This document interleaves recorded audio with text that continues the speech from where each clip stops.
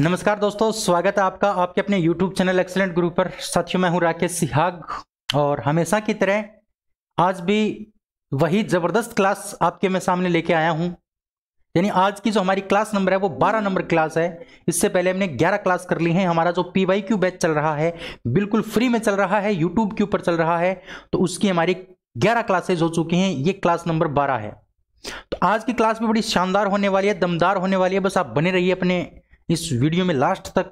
और पहले ही बता देता हूं, इस क्लास को आप शेयर कर सकते हैं अपने दोस्तों तक, अपने यारों रिश्तेदारों तक, जिससे कि उनको भी फायदा मिले और एक सीट पक्की करने में उनको भी थोड़ी मदद मिल सके। स्टार्ट करते हैं क्लास को, लेकिन उससे पहले मैं कहना चाहूंगा कि आपको तैयारी है वो एकदम दमदार तरीके से करनी पड़ेगी, क्योंकि वैकेंसी बहुत कम है, तो कंपटीशन जो है ना वो बहुत ज्यादा देखने को आपको मिलेगा। तो आपको बस मेहनत करनी पड़ेगी, दिन रात मेहनत करनी पड़ेगी। और मैं जो आपको साइंस में करवा रहा हूं, यहां से 70 से 80% क्वेश्चन यहीं से बन जाएंगे। तो आपका सभी प्रकार के एग्जाम आ गई हैं आपकी, ये मान सकते हो आप। यानी ये जो क्लास है ना, ये रेलवे के सभी एग्जाम्स के लिए इंपॉर्टेंट है। जैसे हम बात करें ALP की, टेक्नीशियन की, ग्रुप D की, NTPC की या फिर JEE की, सभी के लिए क्लास समान रूप से उपयोगी है। बस आप जिस भी डिपार्टमेंट की तैयारी करते हैं उसके लिए आप इस क्लास को देखते रहिए और अपना प्यार देते रहिए। साथियों, मैं आपके लिए पूरी मेहनत करूंगा और अच्छा कंटेंट आपको देने की कोशिश करूंगा। ठीक है, चलिए स्टार्ट करते हैं क्लास को। आज की क्लास का जो पहला क्वेश्चन है वो आपके सामने ये रहा। अच्छे से क्वेश्चन को पढ़ना है। क्वेश्चन है कि प्रदीप्ति की माप निम्न में से किसका उपयोग करके की जाती है। देखिए, यानी आपको पूछा है प्रदीप्ति के बारे में। प्रदीप्ति के बारे में पूछा है कि प्रदीप्ति की जो माप है वो किसके द्वारा की जाती है। तो इसके पहले मात्रक की बात करते हैं। प्रदीप्ति का जो मात्रक होता है वो होता है लक्स। प्रदीप्ति का मात्रक होता है आपका लक्स। और इसके मापक यंत्र का नाम अगर आपको पूछ लिया जाए कि इसको हम किसके द्वारा मापते हैं, तो इसके मापक यंत्र का नाम है लक्स मीटर। Lux meter. तो प्रदीप्ति की जो माप है वो किसके द्वारा की जाएगी? लक्स मीटर के द्वारा की जाएगी। यह बात आपको याद रखनी है। जैसे हम बात करते हैं हमारे शरीर के टेम्परेचर की, अगर हमारे शरीर का टेम्परेचर हमें ज्ञात करना हो तो हम किसका उपयोग करते हैं? थर्मामीटर का प्रयोग करते हैं। उसी प्रकार से प्रदीप्ति की माप करने के लिए, प्रदीप्ति का मापन करने के लिए एक यंत्र काम में आता है। उस यंत्र का नाम है लक्स मीटर। क्लियर है बात है? तो इस ऑप्शन का जो आपका ऑप्शन नंबर C है वो करेक्ट हो जाएगा। लेकिन इसमें दे रखा है ऑप्शन नंबर A में millivoltmeter. Voltmeter, आपके वोल्ट मीटर के द्वारा किसका हम मापन करते हैं? तो वोल्ट मीटर के द्वारा मापन करते हैं विभवांतर का मापन या फिर विभव का मापन करते हैं। विभव या फिर विभवांतर का मापन हमारे वोल्ट मीटर के द्वारा किया जाता है। इसके अलावा इसमें एक दे रखा है आपका pH मीटर। अगर pH मीटर की बात करें तो pH मीटर के द्वारा आपका pH मान ज्ञात किया जाता है। pH मीटर का मतलब ये एक प्रकार की स्केल होती है। ये एक प्रकार की स्केल होती है और इस स्केल के ऊपर 0 से लेकर 14 तक के मान लिखे होते हैं। अगर 0 से लेकर 7 से कम, यानी 0 से लेकर 7 से कम अगर मान है, 7 से कम अगर मान है तो वो आपका अम्लीय माध्यम होता है या फिर अम्लीय पदार्थ होता है। अगर 7 है तो वो उदासीन होता है। अगर वो 7 से अधिक है, 7 से लेकर 14 तक है, 7 से अधिक मतलब 7.1 से ऊपर, 7 से 14 तक है, तो वो क्या होगा आपका? वो हो जाएगा आपका क्षारीय, है ना। ये बात केमिस्ट्री की है। लेकिन मैं आपको बता रहा था कि pH मीटर के द्वारा हम क्या करते हैं? pH का मान ज्ञात करते हैं। और एक आपको यहां पर दे रखा है स्टेथोस्कोप। ऑप्शन नंबर B में स्टेथोस्कोप दे रखा है। और स्टेथोस्कोप आपने देखा होगा, जो डॉक्टर होता है वो अपने गले में, आपके गले में, अपने गले में क्या करता है? वो लटकाए रखता है। देखा होगा आपने डॉक्टर को। डॉक्टर जो अपने गले में जो लटकाए रखता है उसको कहा जाता है स्टेथोस्कोप। वो काम क्या आता है? वो नाड़ी की या फिर हमारे हृदय की धड़कन को पता करने के लिए उसका हम प्रयोग करते हैं। कितनी धड़कन कितनी तेजी से धड़क रही है, 1 सेकंड में कितनी बार धड़क रहा है, या कोई कफ वगैरह शरीर में, अगर कफ वगैरह छाती में जम जाता है तो उस कफ वगैरह का पता लगाने के लिए भी हम क्या करते हैं? स्टेथोस्कोप का प्रयोग करते हैं। तो इस क्वेश्चन का जो आपका उत्तर होगा, आंसर होगा, वो ऑप्शन नंबर C होगा। बताओ समझ में आया कि नहीं आया? आगे बढ़ते हैं फिर। चलिए मेरे प्यारे साथियों, क्वेश्चन आपका दूसरा आपके सामने आ चुका है। दूसरे क्वेश्चन को अच्छे से देखिए क्या है। दूसरा क्वेश्चन है, एक kWh का मान किसके बराबर होता है? ये आपसे पूछा है। देखिए, एक kWh की बात करते हैं। 1 kWh की बात करते हैं, इसका मान आपको बताना है, इसका मान कितना होगा, इसका मान आपको बताना है कि कितना होगा। बड़ा ही सिंपल सा क्वेश्चन है, लेकिन इसमें से किसी भी प्रकार का क्वेश्चन आपसे पूछा जा सकता है, बस आपको इसको डील करना आना चाहिए। देखो 1 kWh को हम बदलेंगे, कैसे बदलेंगे, इस के का मतलब किलोवाट, किलो, और W का मतलब वाट, यानी इस kW का मतलब होता है किलोवाट। और आपको ये पता होगा साथियों, ये जो आपका किलोवाट जो है, 1 किलोवाट में कितने वाट होते हैं, तो आप कहोगे भैया 1000 वाट होते हैं। कितने होते हैं साथी, 1000 वाट। तो इस किलोवाट को मैं पहले वाट में चेंज करूंगा, किलोवाट को मैं किस में चेंज करूंगा, वाट में चेंज करूंगा। तो मैंने देखो इस किलोवाट की जगह लिख दिया 1000 वाट, 1000 वाट गुणा, अब ये जो है ना, ये H का मतलब है यहां पर घंटा, यानी ओवर, HOUR, ओवर, ओवर का मतलब होता है घंटा, घंटा। तो इस घंटा को मैं पहले मिनट में चेंज करूंगा, मिनट के बाद उसको सेकंड में चेंज करूंगा। तो 1 घंटा में कितने मिनट होते हैं, तो आप कहोगे सर 60 मिनट होते हैं। बिल्कुल सही बात है, 60 मिनट ही होते हैं। अब देखिए आगे इस क्वेश्चन को हम कैसे डील करेंगे वो देखो। अब ये जो वाट है ना, ये वाट, इस वाट को मैं थोड़ा सा अलग तरीके से लिख सकता हूं। कैसे, देखो वाट जो होता है वो शक्ति का मात्रक होता है, वाट जो होता है वो शक्ति का मात्रक होता है, और शक्ति का सूत्र होता है W/T, यानी वर्क बटे टाइम। वर्क का मतलब कार्य, T का मतलब समय, और जो आपका वर्क यानी W जो होता है, कार्य जो होता है, उसका मात्रक जूल होता है, और समय का मात्रक आपका सेकंड होता है। तो कहने का मतलब यह हुआ कि ये जो वाट है ना, वाट, इस वाट को मैं ऐसे भी लिख सकता हूं। तो इसके जगह मैं लिख दूंगा 1000 का, मैंने 1000 लिख दिया मेरे साथी, और वाट का मैंने क्या लिख दिया, जूल बटे सेकंड लिख दिया, जूल बटे क्या लिख दिया मैंने, सेकंड, और गुणा ये 60 मिनट है, इस 60 मिनट को मैं किस में चेंज करूंगा, तो मैं चेंज करूंगा इसको सेकंड में। तो मैं 60 को 60 से गुणा कर दूंगा, तो ये क्या आ जाएगा आपका, सेकंड में माना जाएगा, सेकंड में। अगर ध्यान से देख सकते हो इस क्वेश्चन को आप, तो आपको अच्छे से समझ में आएगा कि इस सेकंड से मैं सेकंड को काट सकता हूं। तो क्या बचेगा मेरा बचेगा साथी 1000 जूल गुणा 60 गुणा 60। अब देखो इसको मैं हल करूंगा, तो 6 को 6 से गुणा किया, कितना आया 36। अब कितनी बार जीरो आएगा, देखो 1 2 3 4 5, इसके आगे मैंने 5 जीरो लगा दिए, और ये मैंने क्या लगा दिया, इसके आगे जूल लगा दिया। और जूल को मैं क्या लिख सकता हूं, जे भी लिख सकता हूं, या तो आपको ऑप्शन में ये दिया मिलेगा। अब देख लो ऑप्शन में ये है क्या, आप कहोगे सर नहीं है। तो इसको कैसे लिख सकते हैं हम, इसको ऐसे भी लिख सकते हैं, इसको लिख सकते हैं या 36 गुणा 10 की घात 5 जूल भी लिख सकते हैं। क्या ये दिया है आपके ऑप्शन में, आप कहोगे नहीं दिया। तो यहां पर पॉइंट लगा के दिया है, यानी ये हम इस प्रकार से लिख सकते हैं 3.6 गुणा। अब यहां पर अगर हम पॉइंट लगा देंगे, एक संख्या इधर पॉइंट लगा देंगे ना, तो यहां पर एक शून्य की संख्या बढ़ जाएगी, यानी एक घात ज्यादा हो जाएगी, ये लिख सकते हैं। या फिर आगे बढ़ाना चाहें तो इस प्रकार से लिख सकते हैं इसको, ये जो पॉइंट है ना, इसके 3 के साइड में लगा दे, मान लो यहां पर 0.36 लिख दिया, तो एक शून्य की संख्या और बढ़ जाएगी, यानी घात एक और बढ़ जाएगी, और यहां पर क्या आ जाएगा आपका जूल आ जाएगा। ऐसे आगे से आगे बढ़ाते जाओ, लेकिन आपको कॉन्सेप्ट समझ में आना चाहिए, इसमें से कौन सा भी मान आपको दिया मिल सकता है ऑप्शन के अंदर, वो तो आपके ऊपर डिपेंड करता है कि आप ऑप्शन को कैसे देखते हो। क्लियर है बात है। साथ ही साथ आपको यह भी ध्यान रखना है कि ये जो आपका मात्रक दे रखा है ना, ये मात्रक भी आपको अच्छे से देखना है। जैसे मान लो एक जैसे दो ऑप्शन आ जाएं, इस ऑप्शन में मान लो ये होता, ऑप्शन नंबर ए में ये होता 3.6 गुणा 10 की घात, ऊपर दे दिया मान लो 6, और 6 के आगे दे दिया मान लो सेकंड दे दिया, नाम एस दे दिया, जैसे यहां पर जे दे रखा है ना, वहां एस दे दिया, और दूसरे ऑप्शन में दे रखा है आपको जे। तो आपको यह भी देखना है कि यहां पर इसका मात्रक क्या काम आ रहा है। ज्यादा अगर टफ क्वेश्चन बनाने की कोशिश करेगा ना एग्जामिनर, तो यहां पर आपको मात्रक में भी उलझा सकता है। तो मात्रक भी आपको अच्छे से ध्यान रखना है, क्योंकि ऊपर से हमारा जूल निकल के आया था, तो हम यहां पर भी क्या करेंगे, जूल ही निकाल के लेके आएंगे। बताओ बात समझ में आई कि नहीं आई, आप कहोगे बिल्कुल आ गई। तो इस क्वेश्चन का जो आंसर आपका हो जाएगा वो हो जाएगा ऑप्शन नंबर आपका जो सी है ना, सी, वो करेक्ट हो जाएगा। क्यों, क्योंकि बी में अगर आप देखोगे ध्यान से, तो बी में माइनस का 6 घात दे रखा है, और यहां पर तो क्या है आपका प्लस का 6 आया है, और इसमें दे रखा है माइनस का 6, तो माइनस का 6 तो नहीं हो सकता। तो ऑप्शन नंबर सी जो है वो इस क्वेश्चन का करेक्ट आंसर हो जाएगा। बताओ समझ में आया कि नहीं आया। और देख लो ये क्वेश्चन कितनी बार एग्जाम के अंदर आया है, बिल्कुल सिंपल सा क्वेश्चन है, लेकिन एग्जाम में बहुत बार ये क्वेश्चन आ चुका है। चलिए आगे बढ़ते हैं फिर। 3 नंबर क्वेश्चन है कि 1 किलोवाट घंटा कितनी ऊर्जा के बराबर होती है? तो साथियों अभी अभी मैंने बताया है 1 किलोवाट घंटा का मतलब क्या होता है। देखो इसको मैं क्या लिख सकता हूं, इस के को लिख सकता हूं किलो, डब्ल्यू को लिख सकता हूं वाट और एच को लिख सकता हूं घंटा। तो इसको मैं किलोवाट घंटा भी कह सकता हूं, इसको मैं किलोवाट घंटा भी कह सकता हूं। तो आपको यही पूछा है कि 1 किलोवाट घंटा का मान किसके बराबर होता है? तो अभी भी मैंने बताया 36 के आगे 5 जीरो, 36 के आगे 5 जीरो और जूल। तो आप ये देखना कौन से ऑप्शन में दे रखा है, ऑप्शन नंबर ए में आपको दे रखा है, ऑप्शन नंबर ए में, सॉरी ए में जो है ना उसमें 5 ही है ना, 1 2 3 4 ही दे रखे हैं, तो ऑप्शन नंबर ए तो नहीं हो सकता।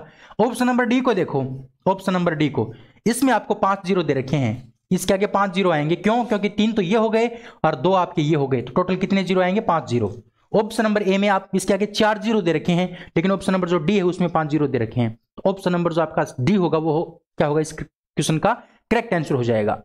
बताओ साथी समझ में आया कि नहीं आया? क्लियर है? चलिए तो आगे बढ़ते हैं फिर। 4 नंबर क्वेश्चन आपके सामने है कि 1 केडब्ल्यू का मान कितना होता है? 1 केडब्ल्यू का मान कितना होता है? देखो पिछली बार जो आपको पूछा था ना वो KWH का मान पूछा था, अब की बार आपको सिर्फ और सिर्फ क्या पूछ लिया? KW का मान पूछ लिया। पिछली बार आपको KWH का मान पूछा था और अब की बार आपको पूछा है 1 KW का मान कितने के बराबर होता है। तो KW का मतलब साथी क्या होता है? KW का मतलब होता है किलोवाट, KW का मतलब किलोवाट। और आपको पता होना चाहिए 1 किलोवाट के अंदर कितने वाट होते हैं, तो आपको पता ही है, मैंने अभी अभी बताया था कितने वाट होते हैं, तो 1000 वाट होते हैं। कितने वाट? 1000 वाट। 1000 वाट साथी 1 किलोवाट में होते हैं। अब या तो ऑप्शन में आपको ये लिखा मिलेगा या तो ऑप्शन में ये मिल जाएगा। पहले देखो ऑप्शन को, इसमें है क्या? ये आप कहोगे ये तो नहीं है, वाट तो नहीं है कहीं पर भी, तो फिर क्या होगा? तो इस वाट को हम क्या करेंगे? चेंज करेंगे, एक दूसरे फॉर्मेट में चेंज करेंगे। वो फॉर्मेट कैसे बनेगा? आपको इतना तो पता है कि ये वाट किसका मात्रक है? ये वाट है आपका शक्ति का मात्रक। अब शक्ति का सूत्र होता है W/T। W का मतलब होता है कार्य, कार्य का मात्रक होता है जूल और समय का मात्रक आपका सेकंड होता है। इस चीज को मैं ऐसे भी लिख सकता हूं, जूल को मैं J लिख सकता हूं और ये सेकंड नीचे की साइड है, इसको मैं ऊपर भेजूंगा, अंश में भेज दूंगा, तो ये प्लस की घात थी, ये माइनस की घात हो जाएगी। तो मैं इसको इस प्रकार से भी लिख सकता हूं। तो ये इसका उत्तर जो आएगा, आपका आंसर जो आएगा वो आएगा 1000 जूल पर सेकंड, 1000 जूल पर सेकंड। ऑप्शन नंबर जो ए है वो इस क्वेश्चन का आपका करेक्ट आंसर हो जाएगा। थोड़ा सा आपको अपना दिमाग है उसको वाइड करना पड़ेगा, उसको थोड़ा सा विस्तृत करना पड़ेगा, तब इस प्रकार के क्वेश्चनों को आप कर पाओगे। अब ये क्वेश्चन तो बिल्कुल सिंपल है, लेकिन इसी में आपको मान लो 3 जगह मान आपको 1000 दे दे, एक में आपको आगे वाट दे दे या फिर वाट बटे सेकंड दे दे, एक में आपको जूल दे दे और एक में आपको जूल बटे सेकंड दे दे, तब आपको पहचान करने में थोड़ी दिक्कत हो सकती है। तो इन मात्रकों को अच्छे से मैंने करवाया है, 10-11 वीडियो मैंने मात्रक के करवाए हैं, इतना डिटेल से मैंने आपको मात्रक के क्वेश्चन करवाए हैं।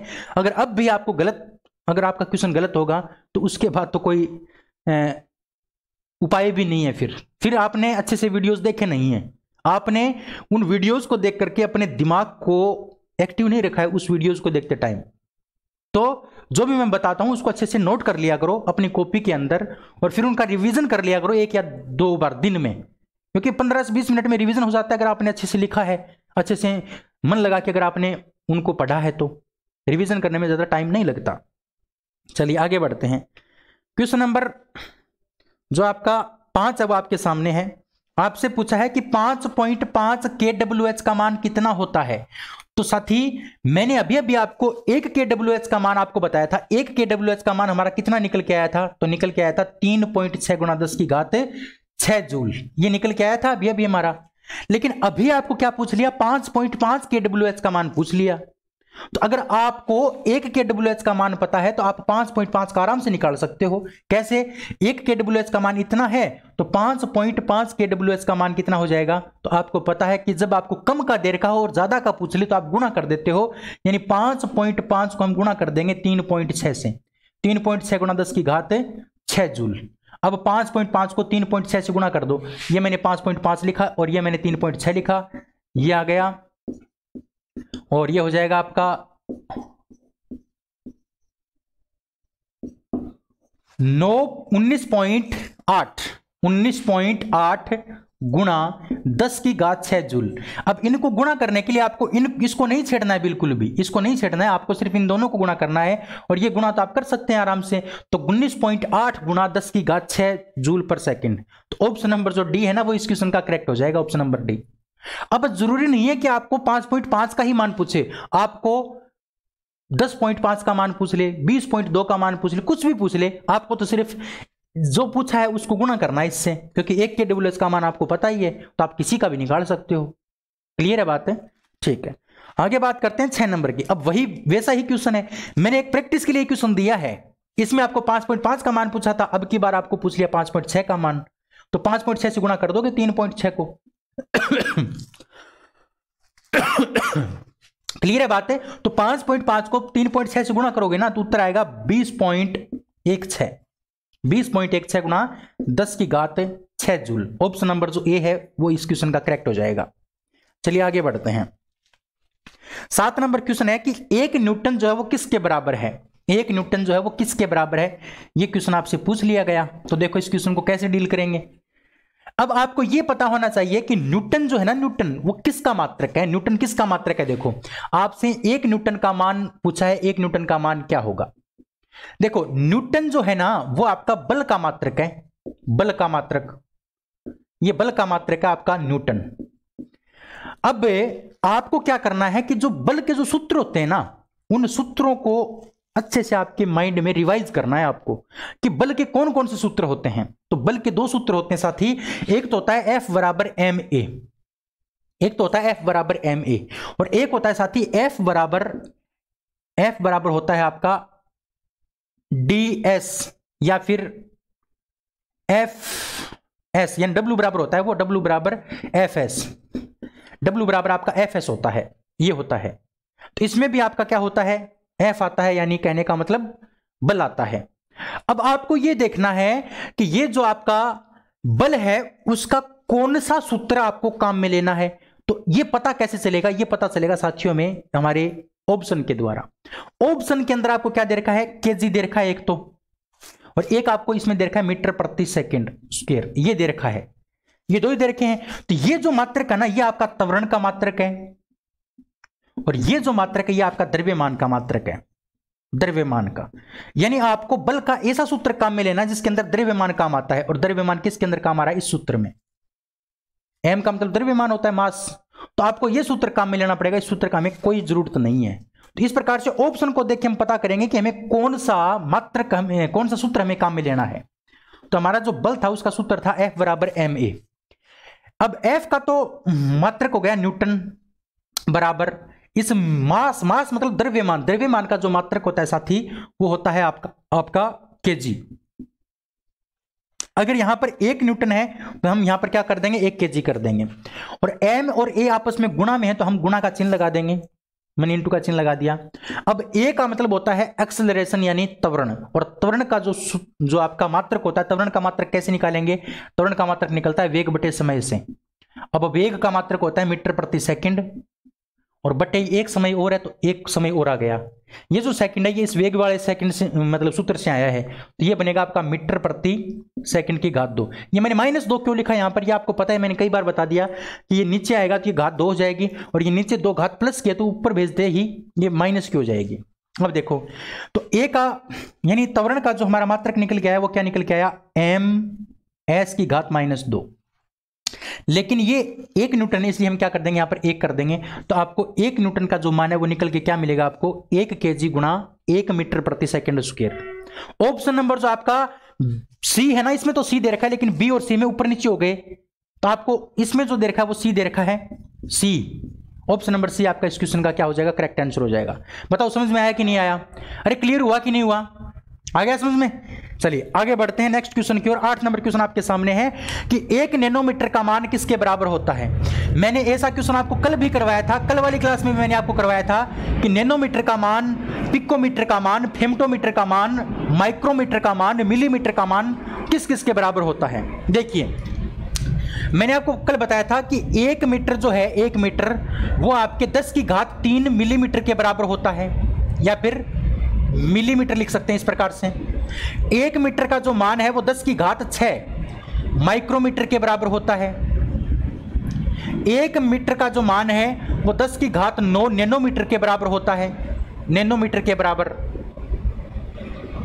अगर 1 मीटर के मान की बात करें तो ये 10 की घात 12 पिकोमीटर के बराबर होता है, पिकोमीटर के बराबर। अगर हम बात करते हैं 1 मीटर की, तो 1 मीटर का मान 10 की घात 15 फेमटोमीटर के बराबर होता है, फेमटोमीटर। ये तो जब हमें 1 मीटर का मान पूछे किसके अंदर मिलीमीटर में, तो ये लिख देंगे। 1 मीटर का मान माइक्रो में पूछे तो 10 की घात 6 उत्तर आ जाएगा। लेकिन इसमें उल्टा सिस्टम दे रखा है, इसमें ये मान तो हमें नाम तो दे रखा है और आपसे ये पूछा है, ये नाम तो दे रखा है और आपसे ये पूछा है ना। मतलब नैनोमीटर को मीटर में बदलना है। जब आपको मीटर को नैनोमीटर में बदलना हो, जब आपको मीटर को नैनोमीटर में बदलना हो, तो 1 मीटर में आपके 10 की घात 9 नैनोमीटर होते हैं। तो आपको यह पूछ लिया जाए, इसका उल्टा पूछ लिया जाए कि 10 की घात 3 मिलीमीटर में, 10 की घात 3 मिलीमीटर में कितने मीटर होंगे, तो आपके 1 मीटर होगा। क्लियर है बात है। या फिर इसको इस प्रकार से लिख सकते हैं हम, 1/10 की घात 3, 1/10 की घात 3 जो मीटर है ना, 1/10 की घात 3 मीटर है, वो किसके बराबर हो जाएगा, 1 मीटर के बराबर हो जाएगा। 1/10 की घात 6 जो माइक्रोमीटर है या जो मीटर है, ये किसके बराबर होगा, 1 मीटर के बराबर होगा, माइक्रोमीटर, सॉरी माइक्रोमीटर। ये नहीं, ये होगा आपका 1/10 की घात जो मीटर है वो 1 मिलीमीटर के बराबर होगा। किसके बराबर, 1 मिलीमीटर के बराबर। और 1/10 की घात 6 जो मीटर है वो किसके बराबर हो जाएगा, वो 1 माइक्रोमीटर के बराबर हो जाएगा, 1 माइक्रोमीटर के बराबर। 1/10 की घात 9 जो है ना, 1/10 की घात 9 मीटर, ये किसके बराबर हो जाएगा, आपके 1 नैनोमीटर के बराबर हो जाएगा, 1 नैनोमीटर के बराबर। इसी प्रकार से 1/10 की घात जो 12 है वो आपके 1/10 की घात 12 जो मीटर है वो आपके 1 पिकोमीटर के बराबर हो जाएगा, पिकोमीटर के बराबर। और 1/10 की घात जो 15 मीटर है वो आपके 1 फेमटोमीटर के बराबर हो जाएगा, फेमटोमीटर। ये उल्टा सिस्टम आ गया इसमें। तो आपको ये पूछा है कि 1 नैनोमीटर का मान कितना होता है, तो 1 नैनोमीटर का मान होता है 1/10 की घात 9 मीटर, यानी ऑप्शन नंबर ये आपका करेक्ट होगा, 1/10 की घात 9 मीटर प्लस का 9, ये ध्यान रखना। ऑप्शन नंबर जो इसमें बी दे रखा है ना, उसमें माइनस का 9 दे रखा है और वो गलत है, माइनस का 9 नहीं होगा, ये प्लस का होगा। ऑप्शन नंबर जो आपका डी होगा वो इस क्वेश्चन का क्या होगा, करेक्ट होगा। तो इसका आप अगर स्क्रीनशॉट लेना चाहो तो स्क्रीनशॉट ले सकते हो, क्योंकि मैंने काम की चीज आपको बताई है। यहां से क्वेश्चन बार बार आते हैं, बार बार ये क्वेश्चन पूछे जाते हैं आपसे, ठीक है। चलिए, इसका स्क्रीनशॉट आपने ले लिया होगा, आगे बढ़ते हैं, नेक्स्ट क्वेश्चन की बात करते हैं। 9 नंबर क्वेश्चन आपके सामने है कि CO2 में कार्बन की प्रतिशत मात्रा आपको बतानी है। अगर आपको याद है तो ऐसा सा क्वेश्चन मैंने आपको एक कल भी करवाया था, तो मैं बार बार आपका रिवीजन करवाने के लिए बार बार मैं ऐसे क्वेश्चन आपको दे रहा हूं, जिससे कि आपको अच्छे से इन कॉन्सेप्ट्स को याद कर पाओ, अच्छे से इन कॉन्सेप्ट को सीख पाओ, और कोई भी अगर क्वेश्चन ऐसा आता है आपके एग्जाम में तो उस क्वेश्चन का आप धुआं कर दो। इसलिए मैं बार बार ये क्वेश्चन देता हूं आपको। तो आपसे पूछा है कि CO2 के अंदर, CO2 में कार्बन का प्रतिशत पूछा है, कार्बन का प्रतिशत। देखो, मैंने कल एक कॉन्सेप्ट आपको बताया था कि जिसका प्रतिशत ज्ञात करना होता है उसको हम ऊपर लिखते हैं। किसका प्रतिशत ज्ञात करना है, तो कार्बन का। तो हम कार्बन का जो द्रव्यमान है वो ऊपर लिख देंगे, कार्बन का द्रव्यमान ऊपर लिख देंगे, और बट्टा में हम उसका द्रव्यमान लिखेंगे जिस सूत्र में से कार्बन का प्रतिशत निकालना है। तो कौन से सूत्र में से निकालना है, तो आप कहोगे सर CO2 वाले सूत्र में से निकालना है। तो CO2 का जो कुल द्रव्यमान है ना, CO2 का जो कुल द्रव्यमान है वो इसके बट्टा में आ जाएगा, और गुणा प्रतिशत निकालने के लिए हम क्या कर देते हैं, गुणा में 100 कर देते हैं। अब इसको हल करना है आपको। देखो, कार्बन का जो द्रव्यमान होता है, एक कार्बन का द्रव्यमान आपका होता है 12 यूनिट, और आपका जो CO2 जो है ना, CO2, इसका कुल द्रव्यमान निकालने की कोशिश आपको करनी। कैसे निकलेगा, देखो C का जो है ना, C का, अच्छा इसमें यही पूछा है प्रतिशत मात्रा, तो C का जो होता है वो होता है आपका 12 प्लस कुल का मतलब होता है जोड़ करना। अब एक ऑक्सीजन का होता है आपका 16, तो 2 का कितना हो जाएगा, 32 हो जाएगा। तो यहां पर मैंने 32 कर दिया, और गुणा में मैंने क्या कर दिया, 100 कर दिया। अब देखो, इसको अगर मैं हल करूंगा तो 12 बटे क्या आएगा, 44 आएगा, और गुणा में क्या आएगा आपका 100। अगर मैं इसको 11 से, इसको मैं कितने से काटता हूं, 4 से काटा 11, और 4 से काटा 3, यानी 300 बटे आपका कितना आएगा, 11 आएगा, 300 बटे 11। तो अगर इसको आप हल करोगे तो इसका उत्तर आ जाएगा 11 दूनी 22, हाँ 27.3 आपका क्या आएगा, इसका करेक्ट आंसर आएगा 27.3%। ऑप्शन नंबर जो डी है वो आपका करेक्ट हो जाएगा। बताओ समझ में आया कि नहीं आया? बस ये कॉन्सेप्ट याद रखना मेरे प्यारे साथी कि जब भी आपको जिसका भी ज्ञात करना हो, कार्बन का ज्ञात करना है तो कार्बन का द्रव्यमान ऊपर, अगर आपको नाइट्रोजन का करना है तो नाइट्रोजन का ऊपर, और जिस सूत्र में से करना है उस सूत्र का जो कुल द्रव्यमान है वो बट्टा में आएगा, और गुणा में हम क्या कर देंगे, 100 का गुणा कर देंगे और प्रतिशत निकाल देंगे। चलिए आगे बढ़ते हैं, फिर समझ में तो आपको आ ही गया। 10 नंबर क्वेश्चन आपके सामने आ चुका है। 10 नंबर क्वेश्चन को आप अच्छे से पढ़ो।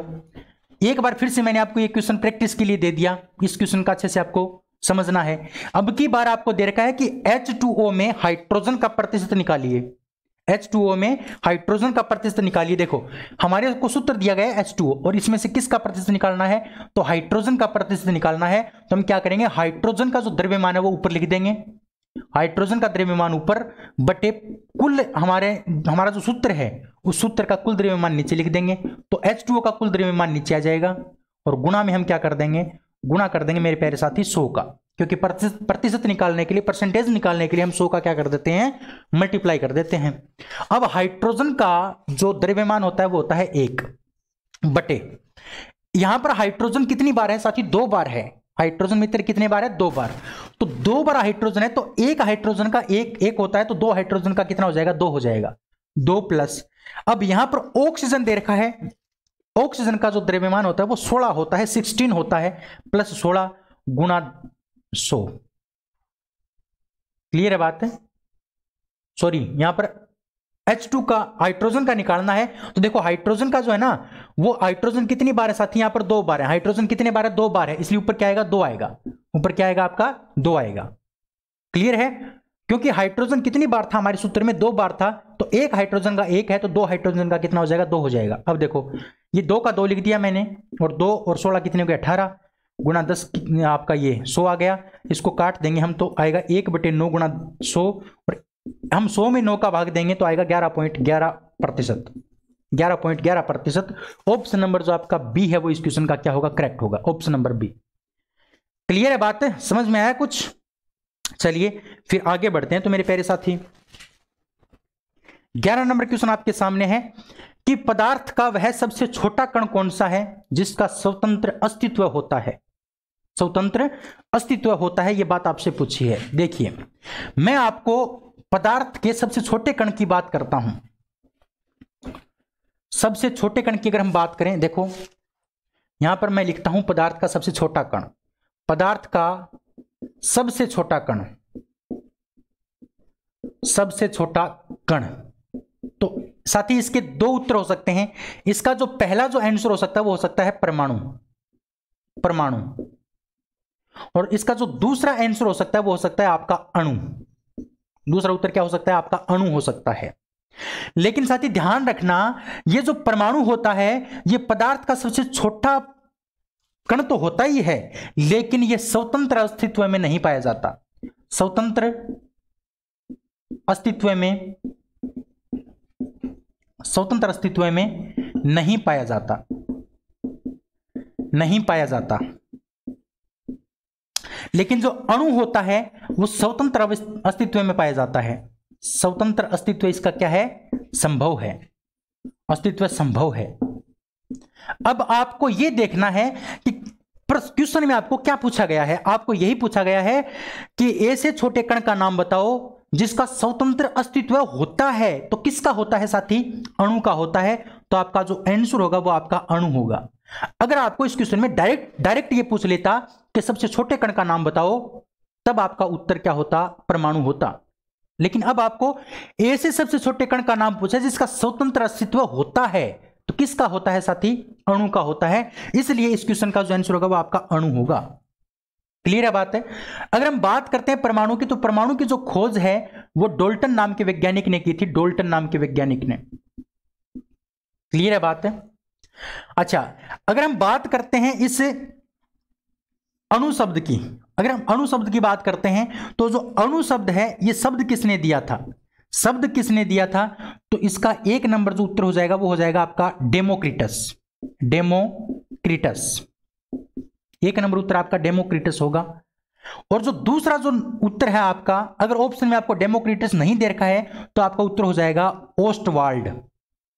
ओस्टवाल्ड नाम के एक वैज्ञानिक थे, इन्होंने डेमोक्रिटस भाई साहब का क्या किया था, सहयोग किया था, इसीलिए इन दोनों को इस शब्द की उत्पादन के लिए, इस शब्द की उत्पत्ति के लिए जिम्मेदार माना जाता है। क्लियर है बात? मैंने आपको क्या बताया कि जो अणु जो है ना, वो शब्द किसने दिया था? अगर ऑप्शन में आपको डेमोक्रिटस दे रखा है तो आपका उत्तर डेमोक्रिटस होगा। अगर ऑप्शन में डेमोक्रिटस नहीं है तब आपका उत्तर क्या हो जाएगा? ओस्टवाल्ड हो जाएगा।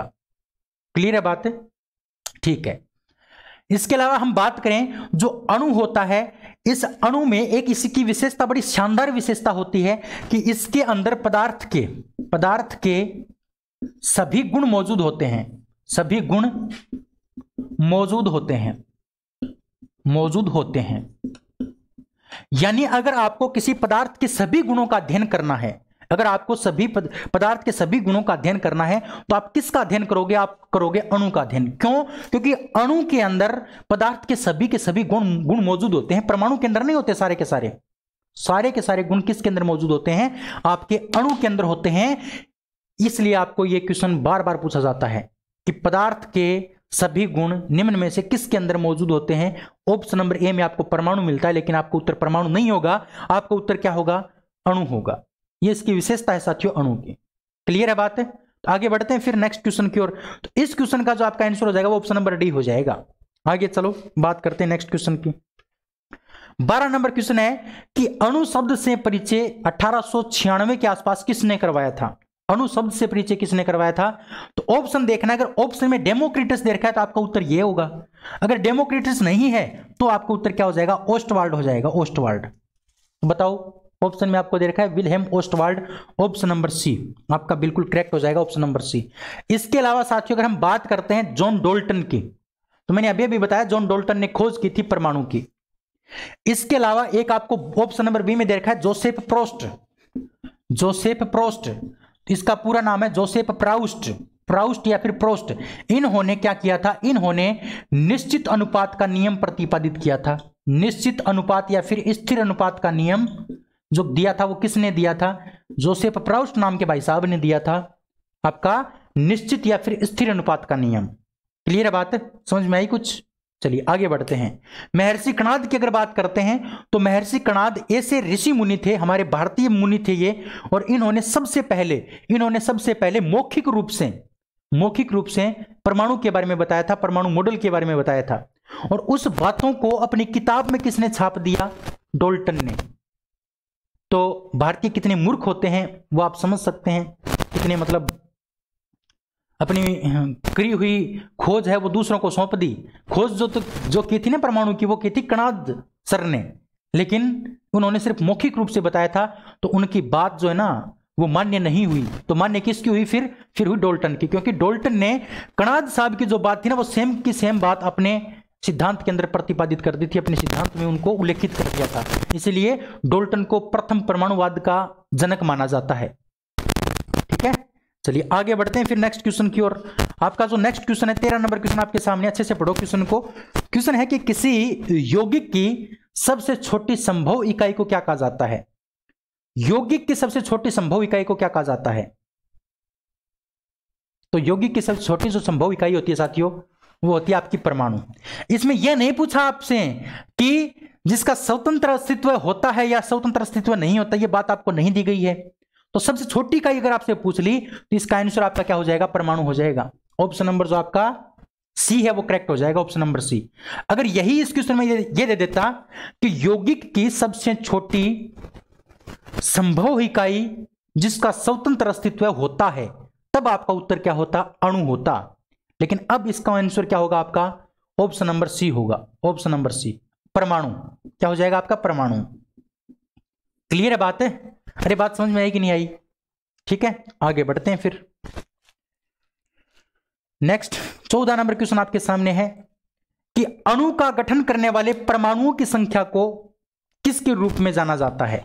यानी कोई भी आपका अणु है, उस अणु का गठन करने वाले जो परमाणु होते हैं उनकी संख्या को क्या कहा जाता है? यह क्वेश्चन आपसे पूछा है।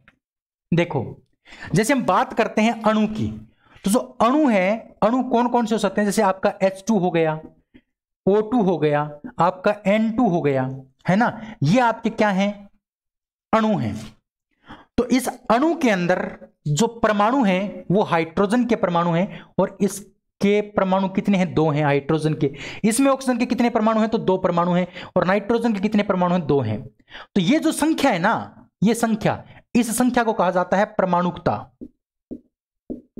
परमाणुकता, परमाणुकता, समझ में आई बात? तो अणु शब्द का या फिर अणु का गठन करने वाले जो परमाणु होते हैं, उन परमाणुओं की संख्या को हम क्या कहेंगे? परमाणुकता कहेंगे। याद रखना मेरे साथी, अणु का गठन करने वाले जो परमाणु होते हैं उनकी संख्या को हम क्या कहते हैं? परमाणुकता कहते हैं। ऑप्शन नंबर जो आपका बी है वो करेक्ट हो जाएगा, ऑप्शन नंबर बी। बात आई समझ में? क्लियर हुआ? एक ऑप्शन नंबर ए में आपको परमाणु द्रव्यमान दे रखा है। परमाणु द्रव्यमान क्या होता है? अगर हम द्रव्यमान की बात करते हैं तो प्रोटॉन और न्यूट्रॉन का जो योग होता है, प्रोटॉन और न्यूट्रॉन का जो योग होता है उसको हम क्या कहते हैं? परमाणु द्रव्यमान के नाम से जानते हैं। और एक इसमें दे रखा है परमाणु क्रम। परमाणु क्रम, परमाणु क्रम क्या होता है? जैसे हाइड्रोजन आपका 1 नंबर पर आता है, हीलियम आपका 2 नंबर पर आता है ना? हीलियम आपका कितने नंबर पर आता है? 2 नंबर पर। इसके बाद लिथियम आपका 3 नंबर पर आता है। इसको कहा जाता है इसका क्रम, यानी परमाणु का क्रम। लेकिन इनकी संख्या, अणु के अंदर जो इनकी संख्या होती है इसको कहा जाता है परमाणुकता।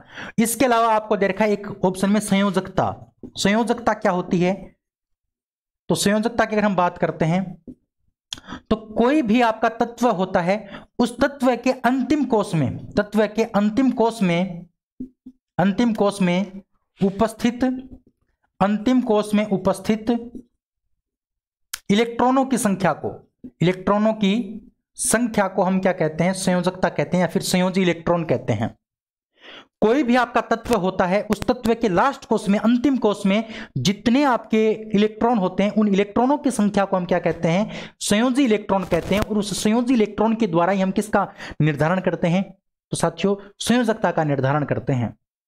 बताओ समझ में आया कि नहीं आया? क्लियर है बात है?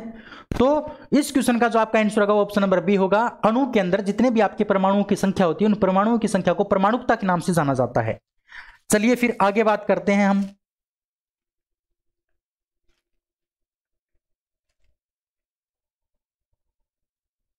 पंद्रह नंबर क्वेश्चन की बात करेंगे पहले।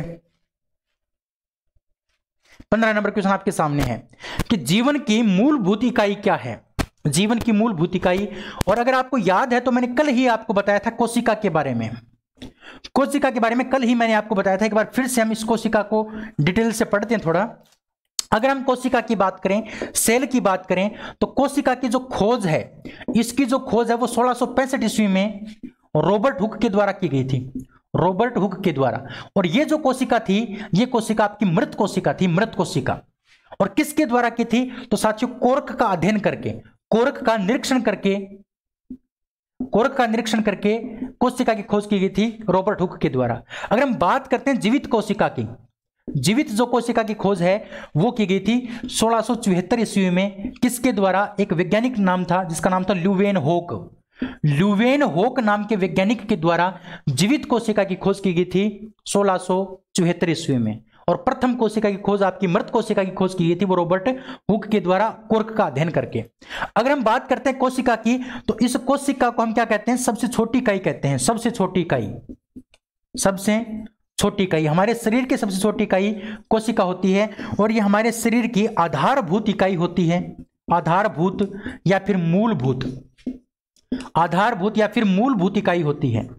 मूल इकाई हमारे शरीर की कोशिका होती है, क्योंकि कोशिका के द्वारा ही हमारे शरीर का निर्माण होता है। अगर कोशिका नहीं होगी तो हमारे शरीर का निर्माण नहीं होगा। तो जो मूल इकाई है हमारे शरीर की वो कोशिका है, सेल है। ऑप्शन नंबर जो आपका ए होगा वो करेक्ट हो जाएगा, ऑप्शन नंबर ए। मूलभूत इकाई को क्या कहा जाता है? कोशिका कहा जाता है, ऑप्शन नंबर ए। क्लियर है? इसका स्क्रीनशॉट आप लेना चाहो तो ले सकते हो। ये कुछ इंपॉर्टेंट बातें थी जो मैंने आपको बता दी। अब हम बात करते हैं नेक्स्ट 16 नंबर क्वेश्चन की। 16 नंबर क्वेश्चन आपके सामने है कि पुट्टिकाओं में प्रोटीन और लिपिड के परिवहन, संशोधन और पैकेजिंग के लिए निम्न में से कौन सा कोशिकांग उत्तरदायी है? देखो, बात अगर हम करते हैं ऑप्शन नंबर ए की, पहले हम ऑप्शनों के अनुसार चलेंगे। ऑप्शन को पढ़ते हैं, इनकी डिटेल पढ़ते हैं ऑप्शन की। ऑप्शन नंबर ए में आपको दे रखा है खुरदरी अंतःपृथ्वी जालिका। खुरदरी अंतःपृथ्वी जालिका। खुरदरी अंतःपृथ्वी जालिका की बात करते हैं तो खुरदरी जो अंतःपृथ्वी जालिका होती है वो क्या करती है, वो करती है प्रोटीन का निर्माण, प्रोटीन का निर्माण। ठीक है, अगर हम बात करते हैं चिकनी अंतःपृथ्वी जालिका की, चिकनी अंतःपृथ्वी जालिका की अगर हम बात करते हैं तो ये जो चिकनी अंतःपृथ्वी जालिका होती है ये लिपिड का निर्माण करती है, लिपिड यानी वसा का निर्माण करती है, वसा का निर्माण करती है। ठीक है, अच्छा अगर हम बात करें ऑप्शन नंबर सी की, ऑप्शन नंबर सी में आपको देखा राइबोसोम। अगर राइबोसोम की बात करते हैं तो ये भी क्या करता है, ये भी आपका प्रोटीन का निर्माण करता है, प्रोटीन का निर्माण करता है। इसीलिए राइबोसोम को प्रोटीन की फैक्ट्री कहते हैं, प्रोटीन की फैक्ट्री या फिर प्रोटीन का कारखाना। प्रोटीन का कारखाना किसको कहा जाता है, राइबोसोम को कहा जाता है, क्योंकि ये प्रोटीन का निर्माण करता है। अगर हम बात करते हैं ऑप्शन नंबर डी की, जिसमें दे रखा है आपको गोल्जी काय, ऑप्शन नंबर डी में आपको क्या दे रखा है, गोल्जी काय दे रखा है। अगर हम गोल्जी काय की बात करते हैं तो ये हमारे शरीर में प्रोटीन का, लिपिड का व अन्य पदार्थों का, अन्य पदार्थों का परिवहन करता है। परिवहन क्या करता है, किस किस का, एक तो प्रोटीन का, लिपिड का व अन्य जो पदार्थ हैं उनका कोशिका के अंदर परिवहन करने का जो काम है ना, वो आपका है गोल्जी काय का। इसीलिए गोल्जी काय को हम क्या कहते हैं, कोशिका का परिवहन तंत्र कहते हैं। कोशिका का परिवहन जो तंत्र है वो किसको कहा जाता है, गोल्जी काय को कहा जाता है। अब आपको देखना है इस क्वेश्चन में क्या पूछा है, इस क्वेश्चन में यह पूछा है कि पुट्टिकाओं में प्रोटीन और लिपिड का परिवहन। देखो यहां पर तो मैंने क्या बताया, प्रोटीन का निर्माण होता है, प्रोटीन यहां पर लिपिड का निर्माण होता है, यहां पर प्रोटीन का निर्माण होता है, लेकिन आपको पूछा है परिवहन के बारे में। तो प्रोटीन का, लिपिड का व अन्य पदार्थों का जो परिवहन करने का काम है वो कौन करेगा, तो आपका गोल्जी काय करेगा। अब बहुत सारे जो मेरे साथी हैं वो ऑप्शन नंबर ए इस क्वेश्चन का उत्तर दे के आएंगे, ऑप्शन नंबर ए, और वो उसका गलत होगा। तो क्वेश्चन को अच्छे से समझना है कि हमें क्वेश्चन में पूछा क्या है। हमें पूछा है परिवहन के बारे में कि प्रोटीन का परिवहन कौन करता है, लिपिड का परिवहन कौन करता है। तो परिवहन करने का काम होता है गोल्जी काय का, लेकिन प्रोटीन और लिपिड का निर्माण करने का जो काम है वो, प्रोटीन का निर्माण तो करता है खुरदरी अंतःपृथ्वी जालिका और राइबोसोम, और चिकनी अंतःपृथ्वी जालिका आपका लिपिड का क्या करती है, निर्माण करती है। तो परिवहन फिर कौन करेगी, आपका गोल्जी काय करेगी। क्लियर है बात है, ये गोल्जी काय परिवहन करने का काम करती है। इसके साथ साथ ये जो गोल्जी काय होता है ये हमारे शुक्राणुओं के एक्रोसोम का निर्माण भी करता है। शुक्राणुओं के एक्रोसोम का जो निर्माण है वो भी किसके द्वारा होता है, इस गोल्जी काय के द्वारा होता है। शुक्राणु के जो एक्रोसोम का मतलब क्या होता है, जैसे ये मान लो हमारा शुक्राणु है, इसके ऊपर का इस प्रकार का जो भाग होता है, इसके पीछे ये पूंछ सी होती है, इसको पूंछ कहा जाता है, और इस वाले भाग को क्या कहते हैं, एक्रोसोम कहते हैं, इसको हम कहते हैं एक्रोसोम। क्लियर है बात है। अच्छा, और जो गोल्जी काय है इसकी जो खोज की थी उस वैज्ञानिक का नाम था कैमिलो गोल्जी। इसकी खोज की गई थी कैमिलो गोल्जी नामक वैज्ञानिक के द्वारा, कैमिलो गोल्जी नामक वैज्ञानिक के द्वारा इसकी खोज की गई थी। इतनी सारी बातें इस क्वेश्चन के बारे में आपको याद रखनी थी, उम्मीद करता हूं समझ में आपको आई होंगी। स्क्रीनशॉट इसका ले लिया होगा आपने। आगे बढ़ते हैं नेक्स्ट क्वेश्चन की ओर। 17 नंबर क्वेश्चन आपके सामने है मेरे प्यारे साथी, अच्छे से पढ़ लीजिए कि निम्न में से कौन सी झिल्ली संयोजित थैली पाचक एंजाइमों से भरी होती है। यानी ऐसी कौन सी थैली है जिसमें पाचक एंजाइम पाए जाते हैं, ऐसी कौन सी थैली है जिसके अंदर पाचक एंजाइम पाए जाते हैं। तो देखो अगर हम बात करते हैं लाइसोसोम की, अगर हम बात करते हैं लाइसोसोम की, तो लाइसोसोम के बारे में समझो पहले। देखो हम बात करते हैं लाइसोसोम की, लाइसोसोम। तो ये जो लाइसोसोम होता है इसकी जो खोज की गई थी वो की गई थी डी डुवे नाम के वैज्ञानिक के द्वारा। डी डुवे नाम के वैज्ञानिक के द्वारा इसकी खोज कर दी गई। और ये जो लाइसोसोम होता है इसके अंदर पाचक एंजाइम पाए जाते हैं। क्या पाए जाते हैं, पाचक एंजाइम, पाचक एंजाइम। लाइसोसोम के अंदर पाचक एंजाइम पाए जाते हैं, और कभी कभी ये पाचक एंजाइम में कोई विषाक्त पदार्थ आ जाता है, तो ये पाचक एंजाइम अब इस थैली को क्या कर देते हैं, फोड़ देते हैं। यानी कहने का मतलब इस पाचक एंजाइम के द्वारा ये लाइसोसोम फट जाता है। लाइसोसोम क्या हो जाता है, फट जाता है। इसीलिए लाइसोसोम को क्या कहा जाता है, आत्महत्या की थैली कहा जाता है, आत्महत्या की थैली। आत्महत्या की थैली कहा जाता है। यानी इन पाचक एंजाइम के अंदर कोई संक्रमण होने के कारण ये लाइसोसोम अपने आप को फोड़ लेता है, फटा लेता है अपने आप को, इसीलिए इसको आत्महत्या की थैली कहा जाता है। किसको? लाइसोसोम को। बताओ समझ में आया कि नहीं आया? आप कहोगे सर आ गया बिल्कुल। अच्छा, तो आपका ऑप्शन जो हो जाएगा वो करेक्ट हो जाएगा, ऑप्शन नंबर आपका सी। ऑप्शन नंबर सी जो इस क्वेश्चन का करेक्ट हो जाएगा। ये तो आपको समझ में आ गया। लेकिन इसमें गोल्जी इकाई दे रखा है। गोल्जी इकाई के बारे में मैंने आपको अभी बताया था, गोल्जी इकाई क्या होता है, इसकी खोज किसने की थी, सारी बातें मैंने आपको बता दी। अगर हम बात करते हैं माइटोकॉन्ड्रिया की, तो मैंने आपको बताया जो माइटोकॉन्ड्रिया होता है इसको क्या कहा जाता है, माइटोकॉन्ड्रिया को कोशिका का शक्ति ग्रह या फिर पावर हाउस कहा जाता है। शक्ति ग्रह या फिर पावर हाउस। क्यों कहते हैं पावर हाउस या फिर शक्ति ग्रह? क्योंकि इसके अंदर एटीपी के रूप में क्या बनती है, ऊर्जा का निर्माण होता है, और उस ऊर्जा के द्वारा हमारा शरीर काम कर पाता है। इसीलिए माइटोकॉन्ड्रिया को शक्ति ग्रह या फिर पावर हाउस कहा जाता है, क्योंकि ये एटीपी के रूप में ऊर्जा का निर्माण करता है। ठीक है, तो ये बातें आपको याद रखनी थी इस क्वेश्चन के बारे में। ऑप्शन नंबर सी जो है वो आपका करेक्ट हो जाएगा। चलिए आगे बढ़ते हैं नेक्स्ट क्वेश्चन की ओर। 18 नंबर क्वेश्चन आपके सामने है कि प्रोटोप्लाज्म शब्द किसने गढ़ा। प्रोटोप्लाज्म की बात करते हैं। प्रोटोप्लाज्म जो शब्द है वो किसने दिया था? देखिए, इस क्वेश्चन के बारे में मैं आपको 3-4 क्वेश्चन बताऊंगा जो आपको याद रखने हैं। देखिए ध्यान से, प्रोटोप्लाज्म, अगर हम प्रोटोप्लाज्म की बात करते हैं तो प्रोटोप्लाज्म को हिंदी के अंदर कहा जाता है जीव द्रव्य। जीव द्रव्य। तो याद रखना मेरे साथी, जो प्रोटोप्लाज्म है इसकी जो खोज की थी ना, खोज की थी, उस वैज्ञानिक का नाम था डुजारडिन। डुजारडिन नाम के वैज्ञानिक ने प्रोटोप्लाज्म या फिर जीव द्रव्य की खोज की थी। लेकिन अगर हम बात करते हैं इस शब्द का गठन किसने किया, शब्द का जो गठन है वो किया गया था साथी किसके द्वारा? पुरकिंजे के द्वारा। पुरकिंजे नाम का एक वैज्ञानिक था, पुरकिंजे नाम के वैज्ञानिक के द्वारा इस शब्द का गठन किया गया था। और साथियों ध्यान रखना, एक वैज्ञानिक था जिसका नाम था हेक्सले। हेक्सले नाम का वैज्ञानिक था। हेक्सले नामक वैज्ञानिक ने इस जीव द्रव्य को जीवन का भौतिक आधार कहा था। जीवन का भौतिक आधार जो कहा था वो कहा था हेक्सले नामक वैज्ञानिक ने। ये 3 बातें बड़ी इंपॉर्टेंट हैं। और ये जो क्वेश्चन है ना साथी, ये हेक्सले वाला क्वेश्चन, ये क्वेश्चन तो हर प्रकार के एग्जाम में पूछा जाता है। हेक्सले नाम का जो क्वेश्चन है ये तो हर एग्जाम में पूछा जाता है। क्यों? क्योंकि इसने क्या कहा था, इस जीव द्रव्य को जीवन का भौतिक आधार कहा था। भौतिक आधार जीवन का किसने कहा? हेक्सले ने कहा। शब्द का गठन किसने किया? शब्द का गठन किया था पुरकिंजे ने। और खोज किसने की थी? तो साथी डुजारडिन नाम के वैज्ञानिक ने इसकी खोज की थी। इस क्वेश्चन का जो आंसर आपका हो जाएगा वो हो जाएगा option number B. Option number B इस क्वेश्चन का करेक्ट आंसर हो जाएगा। इसके अलावा ऑप्शन नंबर डी में आपको रॉबर्ट हुक दे रखा है। रॉबर्ट हुक ने कोशिका की खोज की थी। ऑप्शन नंबर ए में आपको दे रखा है मेंडल, ग्रेगर जॉन मेंडल। तो ग्रेगर जॉन मेंडल में मटर के पौधे पर खोज करके, मटर के पौधे पर प्रयोग करके आनुवंशिकता की खोज की थी। आनुवंशिकी का जो जनक है वो किसको कहा जाता है? मेंडल को कहा जाता है। और जो डार्विन है उन्होंने प्राकृतिक वर्णवाद का सिद्धांत दिया था। डार्विन ने कौन सा सिद्धांत दिया था?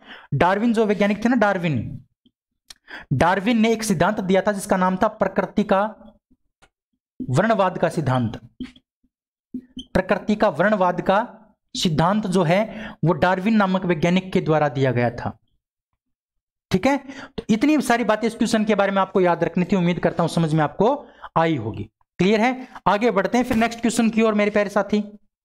19 नंबर क्वेश्चन आपके सामने, अच्छे से पढ़ लीजिए इस क्वेश्चन को। क्वेश्चन क्या है कि कोशिका की एक प्रकार की अपशिष्ट निस्तारण प्रणाली वे किसी भी भारी सामग्री के साथ साथ खराब हो चुके कोशिकांगों को पचा करके कोशिका से बाहर निकालने का काम करती हैं और कोशिका को साफ रखने का काम करती हैं। उस अंग का आपको नाम बताना है, ऐसा काम कौन सा अंग करता है। देखिए मैं आपको बताना चाहूंगा इस क्वेश्चन के बारे में।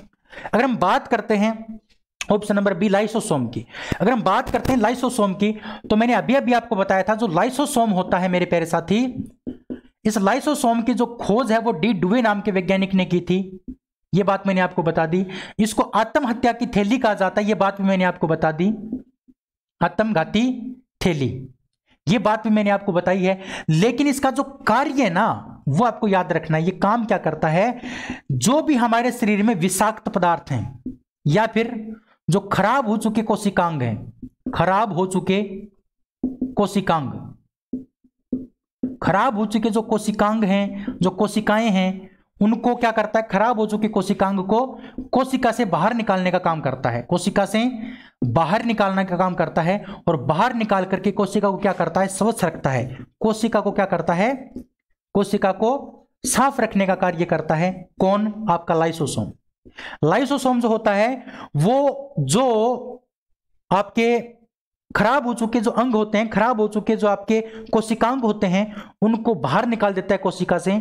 और वो किसके रूप में बाहर निकलते हैं, तो साथ ही आपके फोड़ा फुंसी जो होता है ना, उस फोड़ा फुंसी के रूप में वो कोशिका से बाहर हो जाते हैं। और उस फोड़ा फुंसी के रूप में बाहर होकर के हमारी कोशिका क्या हो जाती है, साफ हो जाती है।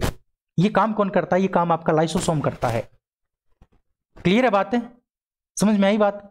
माइटोकॉन्ड्रिया के बारे में मैंने आपको बता ही दिया। माइटोकॉन्ड्रिया क्या करता है, माइटोकॉन्ड्रिया हमारे शरीर में भोजन का निर्माण करने का काम करता है, ऊर्जा उत्पादन करने का काम करता है एटीपी के रूप में।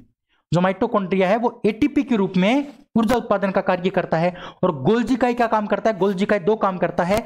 एक तो पदार्थों का परिवहन करता है, पदार्थों का परिवहन करता है। और पुरुषों के अंदर जो शुक्राणु होते हैं, उन शुक्राणुओं के एक्रोसोम का निर्माण करने का कार्य भी गोल्जी इकाई करता है। और एक्रोसोम मैंने आपको अभी थोड़ी देर पहले बताया था। एक्रोसोम होता क्या है, एक्रोसोम होता है आपका ऊपर का जो भाग होता है ना, ऊपरी भाग, उसको एक्रोसोम कहते हैं। क्लियर है बात, चलिए आगे बढ़ते हैं फिर। 20 नंबर क्वेश्चन आपके सामने है कि निम्नलिखित में से कौन सा ऑर्गन किसी भी भारी सामग्री को पचाकर कोशिका को साफ रखने में सहायक होता है और साथ ही कोशिका को क्लांत भी करता है। मतलब क्लीन, क्लांत नहीं है, क्लीन करता है। कोशिकांग को क्लीन करने का काम या फिर कोशिका को क्लीन करने का काम कौन करता है, तो मेरे साथी अभी भी मैंने बताया लाइसोसोम करता है। कौन करता है, लाइसोसोम। ऑप्शन नंबर जो आपका बी है वो क्या होगा, इस क्वेश्चन का करेक्ट आंसर हो जाएगा। क्लियर है बात है, समझ में आया। तो ये थे आज की हमारी क्लास। उम्मीद करता हूं आपको अच्छे से क्लास देखने में मजा आया होगा। अगर साथी अगर आपको पसंद आई है क्लास, तो आप अपने यारों रिश्तेदारों तक इस क्लास को शेयर करेंगे, चैनल को सब्सक्राइब करके जाएंगे अगर आप लास्ट तक आ ही गए हैं तो। और कोई बात नहीं, अगर आपका चैनल सब्सक्राइब करने का मन नहीं कर रहा है तो मत कीजिए, लेकिन आप अच्छे से पढ़ लीजिए, ठीक है। अगर आपको ऐसा लगता है कि मेरे काम का कंटेंट भैया दे रहे हैं, मेरे काम का कंटेंट है, मेरे एग्जाम में काम आएगा, तो इस चैनल को सब्सक्राइब कर सकते हैं, वरना नहीं करना चाहो ना करो। और कोई अगर आपको डाउट पूछना है तो आप कमेंट कर सकते हैं। इसके अलावा मेरे व्हाट्सअप नंबर से जुड़ सकते हैं। व्हाट्सअप नंबर का जो नंबर है वो मैंने डिस्क्रिप्शन में दे रखे हैं, वहां से आप ले लेना। और इस क्लास का पीडीएफ डाउनलोड करने के लिए आपको टेलीग्राम चैनल से जुड़ना पड़ेगा। इस क्लास में आपको मैं इस क्लास का तुरंत बाद में आपको पीडीएफ दे दूंगा, जिससे कि आप प्रैक्टिस कर सकते हो उनकी, है ना। हाँ, ये डिटेल आपको पीडीएफ में मैं नहीं दे पाऊंगा, ये डिटेल सिर्फ आपको बोर्ड के ऊपर ही दे पाऊंगा, इसलिए आप इस बात को समझो। और ये जो मैं करवा रहा हूं ना, इसको अच्छे से नोट कर लो अपनी कॉपी के अंदर। हाँ, आपको थोड़ा सा तकलीफ हो सकती है, लेकिन जब आपका सिलेक्शन होगा, जब जिस दिन आप जाके आपके हाथ में वो ज्वाइनिंग लेटर होगा ना, उसकी खुशी अलग ही होगी आपके। और तब आपको याद आएगा कि हाँ, उस दिन हमने मेहनत की थी और भैया के कहने पर हमने 5-6 महीने जी तोड़ के मेहनत की थी और हमें सफलता मिल गई। तो अगर वीडियो पसंद आया साथियों, क्लास मेरा जो किया गया प्रयास इस क्लास में पसंद आया, तो मैं रिक्वेस्ट करूंगा आप चैनल को सब्सक्राइब करके जाएंगे। तो आज के लिए इतना ही, कल फिर मिलते हैं, तब तक के लिए जय हिंद, जय भारत, थैंक यू, धन्यवाद।